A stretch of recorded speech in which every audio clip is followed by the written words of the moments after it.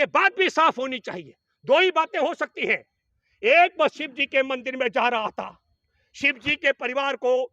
बता रहा होगा कि मैं तुम्हारा दामाद हूं, मैं आ रहा हूं, मेरे स्वागत की तैयारी करो। और दूसरा हो सकता है कि वो उसने कहा होगा,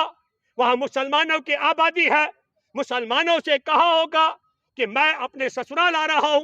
तो मुसलमानों में भी मैं उस मुसलमान को अपील करता हूं जिसके जिस्मानी संबंध रहे हो उसकी सास के साथ और उसने इसकी पत्नी को जन्म दिया हो, उसका भी खुलासा होना चाहिए। और जिस तरीके की भूमिका गुर्जर और राजपूतों को राजा भोज के नाम पर लड़ाने का षड्यंत्र करके लोग उन्होंने फेल कर दिया, जिस तरीके की भूमिका जाट और राजपूतों को एक यौन शोषण के आरोपी को बचाने के लिए षड्यंत्र करते उन्होंने जो भूमिका अदा की, मैं सैल्यूट करता हूं राजपूतों को, जाटों को, गुर्जरों और यादवों को। हर मैं जानता हूं कि ओबीसी और एससी, क्योंकि वो जानते हैं जब मूछ रखने पर दलितों को मारा जा रहा हो, घोड़ी चढ़ने पर मारा जा रहा हो, मंदिर में प्रवेश करने पर मारा जाता हो, तो दलित भी इनके साथ क्यों जाएंगे? तब सवाल आता है कि उस पूरे धार्मिक आयोजन में जो गुंडे थे, वो गुंडे जब जाट के बीच नहीं थे, राजपूत के बीच नहीं थे, गुर्जर के बीच नहीं थे, यादवों के बीच नहीं थे, हर एससी एसटी के बीच नहीं थे, तो शोध का विषय है क्या वो ऐसे गुंडे थे जिनके विषय में जिनके बाबा, जिन जैसे अपनी पत्नी का पिता, वो क्या बताता है बिट्टू बजरंगी किसी अज्ञात मुसलमान को, कुछ तो है क्या? नमस्कार, मैं हूं भूपेंद्र रावत और आज मैं देशवासियों को बधाई देना चाहता हूं अंग्रेजों भारत छोड़ो आंदोलन 1942 को, जिसकी कॉल देश के तत्कालीन राष्ट्रपिता महात्मा गांधी जी ने मुंबई अधिवेशन में 1942 को की थी। और पहली कॉल थी अंग्रेजों भारत छोड़ो और दूसरी थी डू एंड डाई, करो और मरो, और तीसरी बात थी पूरा देश का प्रत्येक व्यक्ति आजाद है। और आज भारत छोड़ो आंदोलन की 8वें दशक के पूरा दिन हुआ, 9 अगस्त आज है। और आज मैं अपील करता हूं देश में नफरत फैलाने वाले चिंटुओं भारत छोड़ो, देश में संविधान का अपमान करने वाले देश के गद्दारों भारत छोड़ो, देश के संविधान का, महिलाओं का, भाईचारे का, देश की एकता का और देश के तमाम इंसानियत का अपमान करने वाले भारत छोड़ो, हिंसा करने वाले भारत छोड़ो। और मैं सैल्यूट करता हूं इस मौके पर उन तमाम जाट नेताओं को, उन तमाम गुर्जर नेताओं को, उन तमाम यादव नेताओं को जिन्होंने दावा किया, जाट नेताओं ने कहा हमारा बीच नफरत फैलाने वालों के साथ नहीं था, जिन्होंने गुर्जर नेताओं ने ऐलान किया कि हमारा बीच नफरत फैलाने वालों के साथ नहीं था, यादव समुदाय ने भी कहा कि हमारा बीच नफरत फैलाने वालों के साथ नहीं था। मैं उन सबको सैल्यूट करता हूं और मैं आज आपको बताना चाहता हूं इस कथनी और करनी को आपको समझना पड़ेगा। एक महत्वपूर्ण जानकारी जून 2020 का मैं जिक्र कर रहा हूं, जब पूरा देश ताले में बंद था, तब सुप्रीम कोर्ट ने वन भूमि पर जो निर्माण हो रखे हैं उनको ढाने का आदेश दिया था। आप सबको मालूम होगा जून 2020 का जिक्र कर रहा हूं, जब कोरोना के मामलों में 15,000 लोगों की जान चली गई थी और देश में 5 लाख का आंकड़ा छू चुका था, तब खट्टर की नालायक सरकार ने खोड़ी गांव में 10,000 लोगों को बेघर किया था। और उसी खोड़ी गांव के अंदर आज पिनेकल टावर, वेदांता का टावर, बहुत बड़ी संख्या में वहां होटल और तमाम बड़े बड़े क्या कहता हूं सोसाइटियों के मकान खड़े हैं, उन पर बुलडोजर नहीं चलाया जा रहा है, जिसके संदर्भ में जुलाई 2021 में और 22 अक्टूबर 2021 में सुप्रीम कोर्ट बार बार फटकार लगा चुका है। ये आपको सोचना पड़ेगा कि सुप्रीम कोर्ट के आदेश की आड़ में खोड़ी गांव के 10,000 गरीबों के घर उस वक्त तोड़े गए, उसमें खट्टर ने नहीं देखा कि ये जो बुलडोजर चल रहा है ये हिंदू का घर है कि मुसलमान का घर है, सिख का घर है कि ईसाई का घर है, या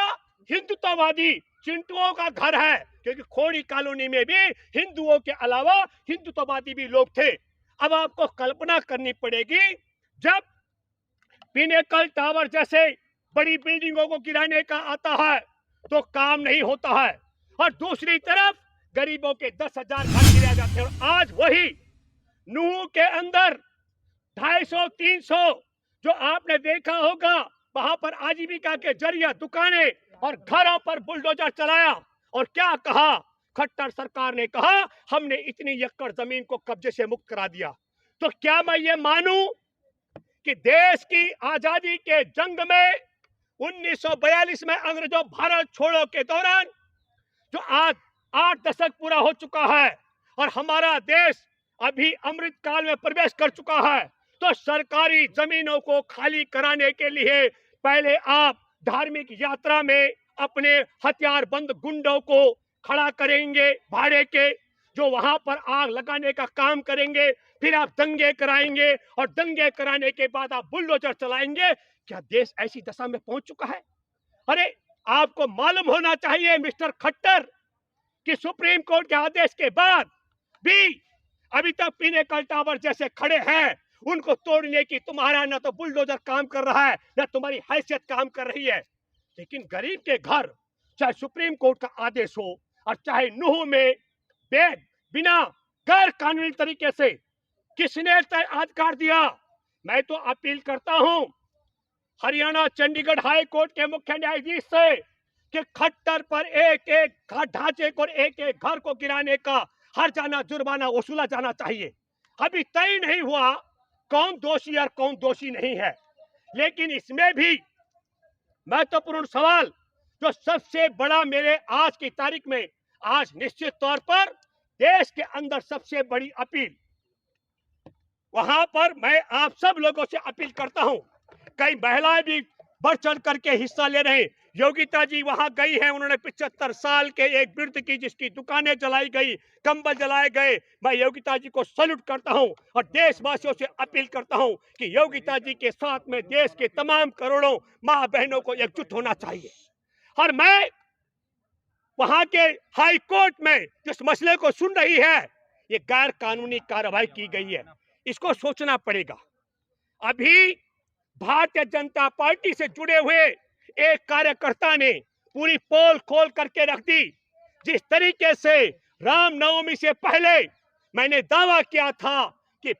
उत्तर प्रदेश और गुजरात में दंगाई हत्यारे बलात्कारियों को रिहा करके रामनवमी के दिन दंगे कराने के लिए उससे पहले तलवारें बांटी गई थी, ठीक उसी तर्ज पर इस समय वहां पर जहां देश की आजादी की जंग से लेकर आज तक कभी भी भाईचारे में कोई खटास न आई हो, वहां दंगा और पंगा कराने का षड्यंत्र करने के लिए पहले तलवारें बांटी गई। आपके माध्यम से बताना चाहता हूं कि भाई आरएसएस बीजेपी का एक नेता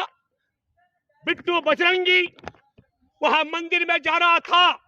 और ऐलान कर रहा था कि दामाद आ रहा है। उसने धर्म का अपमान किया। क्या वो शिव जी का दामाद है? क्या वो यात्रा करने शिव जी के मंदिर में जल चढ़ाने के लिए जा रहा था? तो शिव जी का दामाद अगर उसने अपने को बताया तो खट्टर और मोहन भागवत, तुम देश को बताओ कि क्या तुम्हारे गुर्गे, तुम्हारे गुंडे देश के साथ गद्दारी करने वाले और हमारे देश में दुनिया में जो शिव का बहुत बड़ा सम्मान है उसका अपमान करने का षड्यंत्र किए, उसको अपना उसका दामाद बताने के लिए, या वह शिव के नाम पर नूह के मुसलमानों से कह रहा था कि मैं तुम्हारा दामाद हूं। तो मैं नूह के मुसलमानों से अपील करता हूं, वो तुम्हारे में से कौन ऐसा व्यक्ति है जो मैं कहता हूं काफिर है, जिसने जा करके बिट्टू बजरंगी की सास के साथ में संबंध बना करके बिट्टू बजरंगी की पत्नी को जन्म दिया? उसका भी खुलासा होना चाहिए, क्योंकि इस्लाम के मुताबिक जो व्यक्ति चरित्र का कमजोर होता है उसे काफिर कहा जाता है। और बिट्टू बजरंगी को भी बताना चाहिए कि नूह में वह कौन सा मुसलमान है जिसके साथ में बिट्टू बजरंगी की सास ने संबंध बना करके और उसकी बेटी पत्नी को जन्म दिया। बात भी साफ होनी चाहिए। दो ही बातें हो सकती हैं, एक वह शिव जी के मंदिर में जा रहा था, शिव जी के परिवार को बता रहा होगा कि मैं तुम्हारा दामाद हूं, मैं आ रहा हूं, मेरे स्वागत की तैयारी करो। और दूसरा हो सकता है कि वो उसने कहा होगा वहां मुसलमानों की आबादी है, मुसलमानों से कहा होगा कि मैं अपने ससुराल आ रहा हूं, तो मुसलमानों में भी मैं उस मुसलमान को अपील करता हूं जिसके जिस्मानी संबंध रहे हो उसकी सास के साथ और उसने इसकी पत्नी को जन्म दिया हो, उसका भी खुलासा होना चाहिए। और तब ऐसे में अगर बिट्टू बजरंगी अपने ससुर को मिलने जाए और बिट्टू बजरंगी का जो ससुर रहा हो तथा कथित वो मुसलमान जिसने उसकी पत्नी को जन्म दिया हो या जन्म देने में जिसकी भूमिका रही हो, तो ये दामाद और ससुर का मामला है, इसमें दंगा और पंगा किस बात का। लेकिन और तीसरी बात कि वह अपनी पत्नी को जानबूझ करके बता रहा हो कि वह मुसलमान की जनी हुई है, लेकिन मुसलमान ने जनी ना हो ऐसा आरोप अगर वो लगा करके मैं कहूंगा कि मुसलमानों का चरित्र हरण का काम कर रहा हो, तो बिल्कुल एक एक मुसलमान का दायित्व बनता है कि ऐसे बिट्टू बजरंगी पर, क्योंकि काफिर कहा जाता है उसे इस्लाम में जो चरित्र का गिरा हुआ होता है। और फिर अगर कोई मुसलमान चरित्र का ठीक है और जबरदस्ती इसने उसे अपना ससुर बताया, तो एक एक मुसलमान का जिम्मेवारी बनती है कि उठाए जूता और इसका बिट्टू बजरंगी को जूतों से गंजा करके बताए कि ये बिट्टू बजरंगी, हम तेरे पत्नी के बाप नहीं हैं। ये बात मैं इसलिए कहना चाह रहा हूं, इस पूरी घटनाक्रम में निश्चित तौर पर मैं देशवासियों आपसे अपील करता हूं, अब वक्त आ गया है, मैं सैल्यूट करता हूं उन फिर दोबारा से गुर्जर नेताओं से, जाट नेताओं से, यादव नेताओं से। आपने इनका षड्यंत्र देखा जिस समय दिल्ली में पहलवान बेटियां, मैं एक बात आपके माध्यम से कहना चाहता हूं, माना भारत की किसी दादी माँ का युवा अवस्था में यौन शोषण हुआ होगा और वो दादा भी गुजर गए होंगे, वो महिला हिम्मत नहीं करती ये बताने की कि मेरा यौन शोषण हुआ है। मैं सैल्यूट करता हूं भारत के ओलंपिक पदक विजेता बेटियों का, उन्होंने सरेआम डंके की चोट पर न केवल कहा बल्कि यौन शोषण करने वाले के खिलाफ मुकदमा दर्ज कराने, धरना और प्रदर्शन करने का काम किया। और तब यौन शोषण करने वाले आरोपी सांसद को बचाने के लिए यही नालायक जाट और राजपूतों को लड़ाने का षड्यंत्र कर रहे थे। राजा मीर भोज के नाम पर गुर्जर और राजपूतों को लड़ाने का षड्यंत्र कर रहे थे। शिव जी पर जल चढ़ाने के नाम पर मुसलमानों को जबरदस्ती बिट्टू बजरंगी की पत्नी का बाप बता करके दंगा करने का षड्यंत्र कर रहे थे। लेकिन जिस तरीके की भूमिका यादवों ने अदा की, जिस तरीके की भूमिका गुर्जर और राजपूतों को राजा भोज के नाम पर लड़ाने का षड्यंत्र करके हाँ लोग उन्होंने फेल कर दिया, जिस तरीके की भूमिका जाट और राजपूतों को एक यौन शोषण के आरोपी को बचाने के लिए षड्यंत्र करते उन्होंने जो भूमिका अदा की, मैं सैल्यूट करता हूं राजपूतों को, जाटों को, गुर्जरों और यादवों को। हर मैं जानता हूं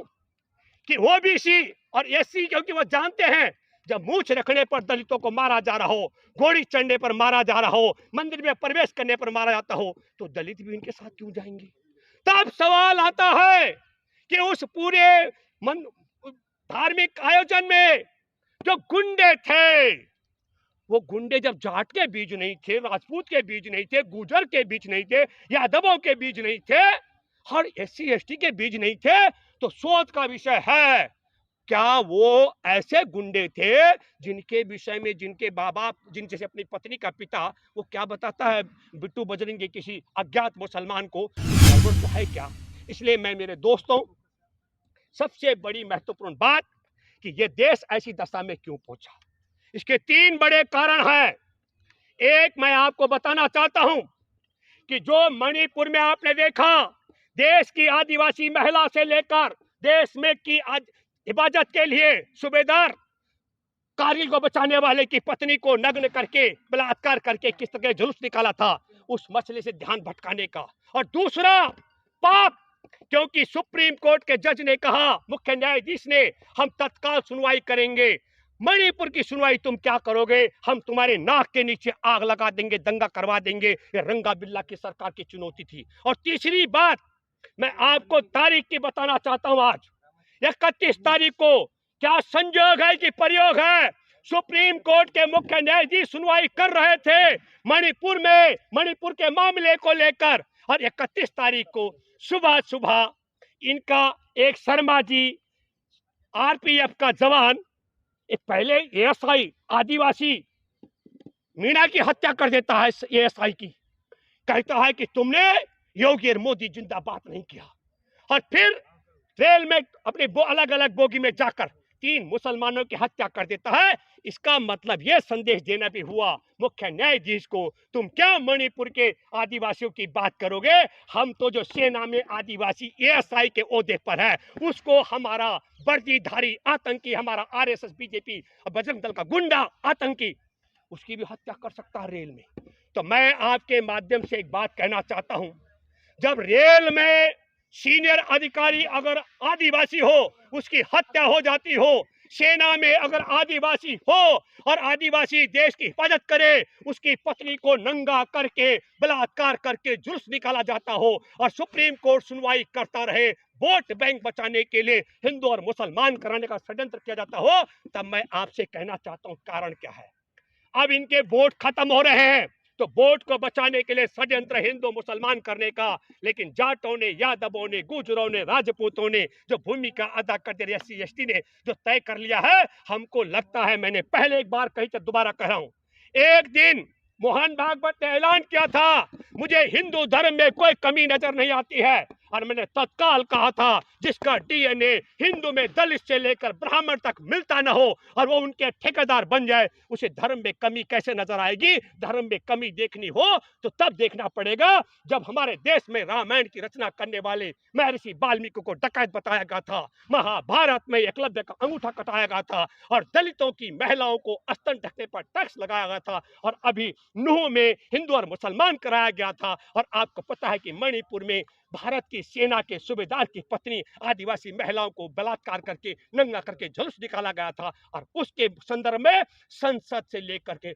हर जगह मौन और सन्नाटा छाया था। ये बात आप सबको याद रखनी पड़ेगी। धन्यवाद। जय हिंद, जय जवान, जय किसान, जय संविधान।